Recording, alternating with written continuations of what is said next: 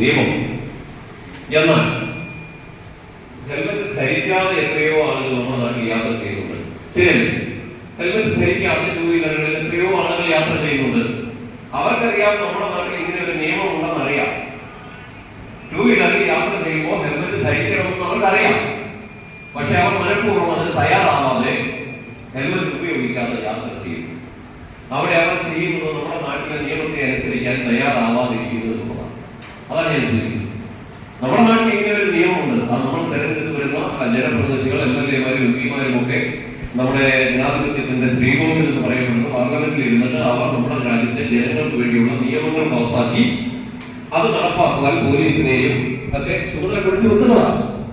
അങ്ങനെ ചുമതലപ്പെടുത്തി വെക്കുന്ന നിയമങ്ങൾ അനുസരിക്കുവാൻ ഉത്തരവാദിത്തപ്പെട്ട പൗരന്മാർ ആ നിയമങ്ങൾ അനുസരിക്കുവാൻ ആരും നിർബന്ധിക്കാതെ തയ്യാറാകുമ്പോൾ മാത്രമാണ് നമ്മുടെ രാജ്യത്ത് നീതിബോധം അല്ലെങ്കിൽ നിയമബോധം ഉണ്ടാകുന്നത് എന്നാണ് ഞാൻ സൂചിപ്പിക്കുന്നത്.